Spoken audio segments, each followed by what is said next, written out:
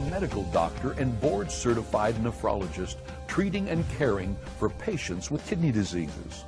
During the H1N1 flu outbreak, a series of events led Dr. Humphreys to question her hospital's vaccine protocol. The desire to properly treat her patients sparked an unquenchable search for answers. In the film Bought and her book Dissolving Illusions, Dr. Humphreys dispels the myths surrounding disease and the pathology of vaccines. Please welcome Dr. Suzanne Humphreys. Dr. Humphreys, welcome. It's great to have you here. Thank you. I have, believe it or not, read through this book called Dissolving Illusions. It is a fascinating read. Thank you. And I want to kind of just dive in, but before I do, because we're going to talk about vaccines, which is a really hot topic right now, as you know, but everyone's got an opinion. But to me, it's important that if someone has an opinion, what gives you the right to be that opinionated? Talk to me about your training. You are a doctor of what, and all of the training that you've gotten on this area. Okay.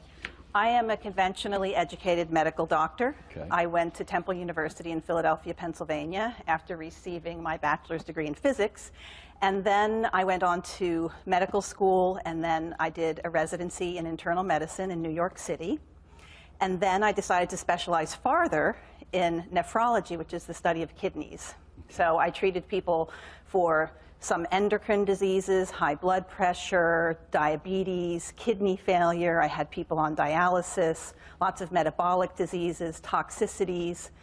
And I taught medical residents, I taught students, and I taught fellow physicians in the field of nephrology and kidneys. Wow. Okay. So you're qualified. I just wanted to make sure everyone knew that. Now, you mentioned in one of the articles that it began to bother you with your patients that they were getting vaccinated as soon as they came into the hospital with kidney problems. Tell me a little bit about that. Is that when you first begin to kind of get a heads up and Yes. a concern about vaccinations? Yes, and one of your first questions was, were we taught about vaccines in medical school? And the answer to that is precious little. What we're taught in medical school is the sheet of paper of the list of vaccines that are due to the childhood population and when to give them. And we're taught that they're safe and they're effective. We're taught that vaccines eradicated polio and smallpox and that they are the greatest medical invention ever. And there was never any question about vaccines for me. So I took vaccines before medical school, and I gave my patients vaccines as a matter of going on dialysis. Everybody had to have hepatitis B vaccines, sometimes several series of vaccines because they didn't take. So it wasn't until I started to see people come into the hospital and they said to me, I was fine until I had that vaccine. Wow. And I said, what do you mean you were fine? They said, I was perfectly fine. I was healthy. I went to the doctor and I got my flu shot. And this was in 2009 when there was the swine flu shot that was separate from the regular flu shot. So people were often getting 2 shots that year, which I think may be why I saw more of it that year. Okay. So once those first few patients rolled in on dialysis saying that I was fine before that, I thought, well, how can that be?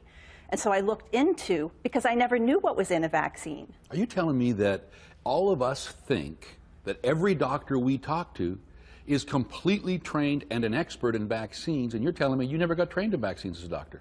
I'm telling you that's absolutely the truth, and that if you were to try to have a conversation with your doctor about the ingredients of vaccines, about the aluminum that's in vaccines, that what will happen is they'll start to get very defensive and stiff and tell you that they're not accepting non-vaccinating patients because they can't stand up to the scrutiny. They don't have the time. It's not that they're bad people. No.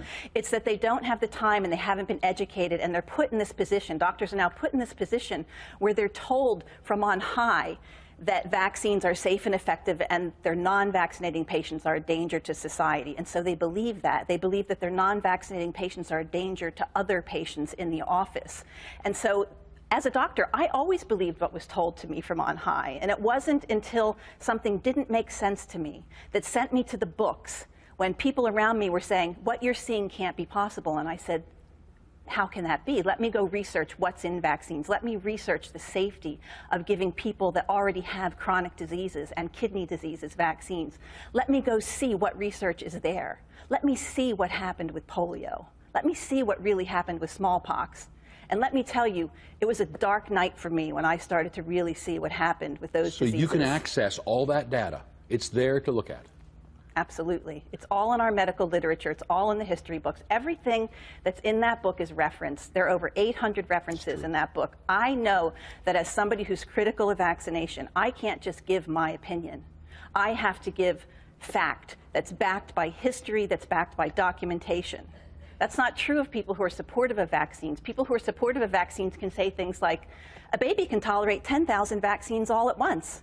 One of the big figureheads, pro-vaccine doctors, Paul Offit, says this and stands by it, that a baby can tolerate 10,000 vaccines at once. Then he said, actually, it's 100,000 vaccines at once.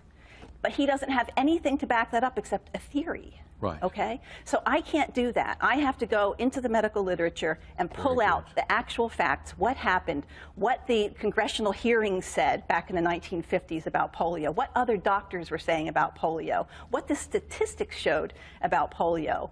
And I was thrown back on my heels when I saw what really happened. Yeah, I've been under the assumption that we've got a healthy planet, because vaccines are here, and they have wiped out, and then there's the list. They've wiped out smallpox, they've wiped out polio, they've wiped out measles, and so vaccines are really good. Now, when you begin to research vaccines in the hospital, because of the patients, they were having adverse reactions to the vaccines?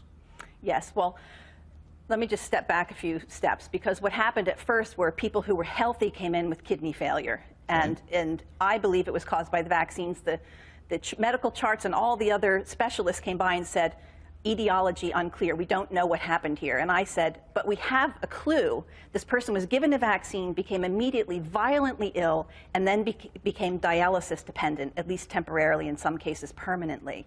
So why don't we look and see what happened with this vaccine? They didn't have kidney problems before they came? No. Oh, I thought it was... Okay. A very small segment of the population, and it's very well documented, again, in medical literature through lots of case reports, that people who are seemingly healthy get a vaccine and can have different forms of kidney dysfunction or failure.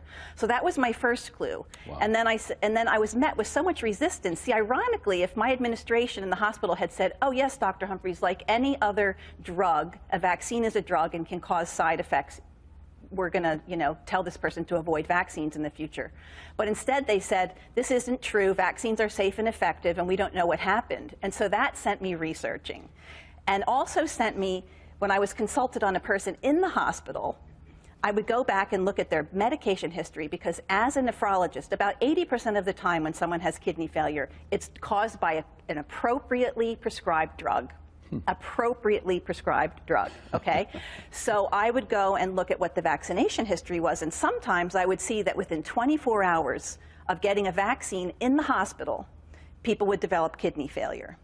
Within 24 hours? Within 24 hours, and I have it, it's on my video, Honesty versus Policy. I show you the graphs of the patient charts of how this happens. Now, is it common? No, it's not common, but does it happen? Yes, it happens. And we need to be aware of that. So if somebody has a susceptibility, if they already have an inflammatory disease, does it make sense to give them more inflammation through a vaccination? My opinion was no, let's not give them more inflammation. Let's wait until they're discharged from the hospital to give them a vaccine. That makes sense. But I was met with even more resistance from the hospital administration because I was disrupting policy. And to me, that's when the bells started to go off, because policy was more important than the health of my patients that I was put in charge of. So I would admit somebody to get a kidney biopsy. This was an example. And I go up to the floor to see my patient, who's a 70-year-old woman who has mild kidney failure, a severe inflammatory kidney disease, and she's already been given a flu shot with my name on the order, but I didn't order it. So the hospital just did it? Hospital policy was to vaccinate everybody who consented to vaccination on the day of admission within 24 hours. Because guess why? If they didn't, I found this out a couple years later, that in many cases they wouldn't be reimbursed for the entire hospitalization, because it was policy to get as many vaccines into people within that first 24-hour period. For adults, it was pneumonia vaccines and flu vaccines. Okay, correct me if I'm wrong. You just said that the hospital financially was better off the more vaccines they could get into a patient's. And that's what you noticed. Yes. Okay, we're going to take a break, and when we come right back, I want to pick up right here. And so you're a doctor, you're looking after a patient, they're coming into the hospital, you're trained, you got a brilliant mind, you're looking at how's the best way to look after them, and administration is just overriding you, not really looking at the patient, just this is the policy, this is the policy, this is the policy. Absolutely. So you begin to stand up to that. Where'd that get you? Well, there were meetings to discuss the problem of Dr. Suzanne Humphreys in the administration. And I wasn't invited to these meetings, but the outcome of the meetings was that the policy will stay as it is, and that I was confusing the nursing staff by canceling vaccination orders on people that I was consulted on, and that I should stop doing it. And they recommended that I do a study with as many people as I could to look at if there was any kidney failure happening with the vaccines that were given in the hospital. And I thought to myself, why should a clinician be in charge of conducting a safety study on vaccines? Shouldn't that already be done? And if, with any other drug, if a clinician, a nephrologist comes along and says this isn't safe, the drug isn't given, why are vaccines so protected? Why are they so special? And so they hired a consultant from outside because they couldn't answer my, I wrote up a 12-page paper that's available on the internet, and I submitted that with all the medical references, and they couldn't meet my arguments. And so they hired a consultant from the outside. And he basically gave me a list of studies showing that it was safe to give vaccines to people with HIV. And so therefore, it was safe to give vaccines to my patients with chronic kidney disease. And so I thought, this is the expert, and this is what he's saying. And he said, and this will become policy starting 2010, and there's nothing you can do about it. And again, this is all in my video documented called Honesty versus Policy, where Wow. I talk about this in great detail. And so at that point, I decided that I could spend the rest of my life battling with the hospital administration and creating a lot of negativity, or I could peacefully leave my job, which is what I ended up doing. I was not fired. I left in very good stand with the hospital, and I decided to educate parents, to educate myself farther, to educate any doctors who wanted to learn more about vaccination, and to write that book that I wrote with my co-author, Roman Bistrionic, who was pretty much the brains behind all the graphs that are in that book there. So the doctors that are out there, based on how you were trained, they're not trained in vaccinations. They're just told what to think, what to say, when to do it. Yes. And so when we talk to them, because they're just saying, yes, it's important, you should do it. I'm a doctor, I know better. But now a lot of doctors are coming out now and saying, no. So when you started the research on this book, because the book is chock full, you go back, is it 200 years? Mm-hmm. And I mean, you've been able to get a hold of stats and graphs from countries, from organizations, health organizations. I mean, you just amassed this huge amount of data. Had that ever been done before like this? Not to the extent that we did it. There are graphs that were out there that had fewer data points. But what Roman did was he got huge amounts of data points over long periods of time for both the death rates and the disease rates. And he put those into graph formation. And when you see that, it's very enlightening, because what you'll see is that the death rate, say, for measles, used to be very high. 100 years ago, babies were dying left, right, and center from measles. And see, that's what doctors are taught. And so doctors are pretty much taught one side of the story, the bright side of vaccination. They're not taught the dark side. They're not taught the actual necessity of vaccination. They don't know how to treat a case of measles. Doctors today wouldn't know how to diagnose or treat a case of measles. They wouldn't know that they need vitamin A, whereas your grandmother would have known to go right to cod liver oil. So what we showed in those graphs was that the death rate before the vaccines came along was down by over 98%. Say that again. Is that before the vaccine? Yes. So you have a curve. The death rate is very high, and it's coming down, say, 1920, 1930, 1940, 1950. By 1963, in the United States of America, the death rate was down by over 98%. Now, I was taught, at least by implication, that the reason it came down was the vaccine. That's right. That's what you were taught. But you're saying that it was already down, then they created the vaccine, and it got the credit. Yes, and I'm saying that because that's what the vital statistics from the United Kingdom, which was actually called England and Wales in the book, and the United States, shows that. Wow. We didn't make it up. We took the actual vital. See, even people that disagree with us vehemently do not disagree with those graphs. But what they say in response is that, well, so what? Who cares if the death rate was down? The incidence was still very high. People were still getting measles in the 1960s. And so to me, it's very interesting that when you take your baby to the doctor, why does the doctor tell you you need to give vaccines? Because your baby could die.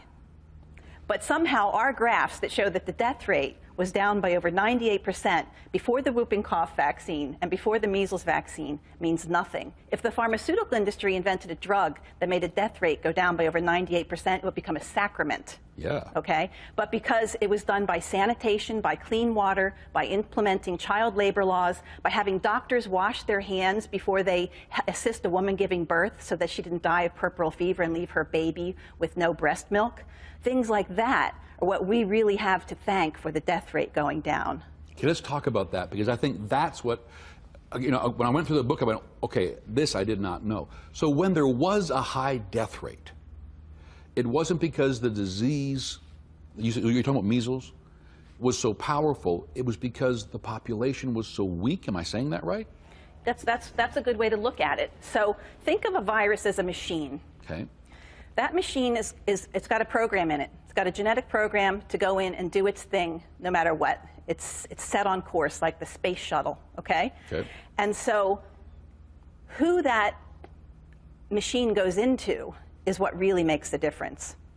So back in, say, the turn of the century, 1900, say in New York City, okay, when people were living around trash heaps, we show the photos of the conditions that people were living under. They were basically drinking sewage as their water. Their sausage was made out of rotten meat and sawdust. There was no inspector of the food supply. There were very few fresh fruits and vegetables back then. So when you put a disease into a person whose immune system has been under continuous attack by the environment the way it is and by the lack of nutrition, that disease is going to be devastating.